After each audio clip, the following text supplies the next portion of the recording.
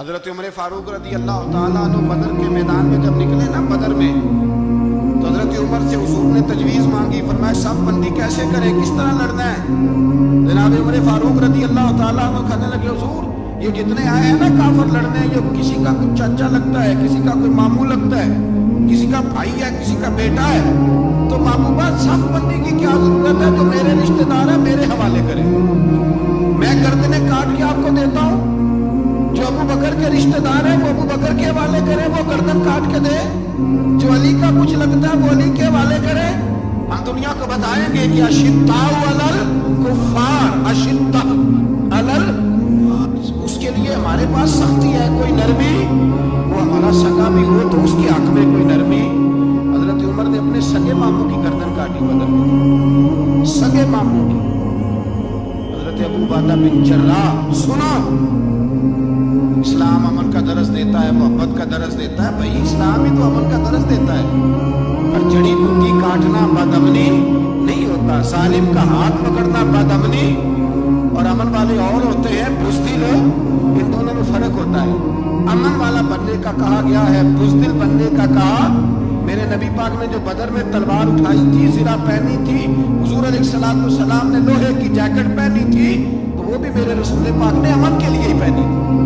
میرے نبی پاک صلی اللہ علیہ وسلم نے احد کے دن جو ہتھیار اٹھائے تھے تو وہ بھی امن کے لیے اٹھائے تھے، وہ بھی امن کے لیے حضور نے ہتھیار اٹھایا تھا۔ ہتھیار اٹھانا بدامنی کی علامت نہیں ہوتا میرے بھائی، یاد رکھیں۔ حضرت ابو عبیدہ بن جراح نے میدان بدر کے اندر جب جنگ کا تبل پجا، حالات بگڑے، جناب ابو عبیدہ بن جراح کہتے ہیں تاریخ نے ایک عجیب موڑ پہ مجھے لا کے کھڑا کیا۔ آپ فرماتے ہیں میرے لیے اللہ نے جو آزمائش رکھی وہ سب سے بڑی رکھی۔ فرمانے لگے جب میں میدان میں نکلا تو کافروں نے میرے سامنے جس کو لا کے کھڑا کیا وہ میرا سگا باپ تھا۔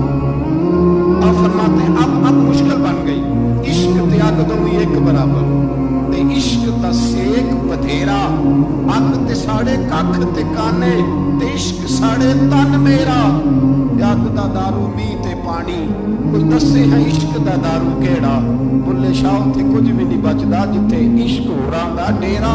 فرمانے لگے اب میرے لیے سامنے باپ، ادھر بیٹا۔ آپ فرماتے دو رستے تھے، باپ بچاؤں یا رسول اللہ کا دین بچاؤں۔ ایک منٹ تھا فیصلہ کرنے کے لیے کہ ابا بچے گا یا دین بچے گا، کفر بچے گا یا اسلام بچے گا۔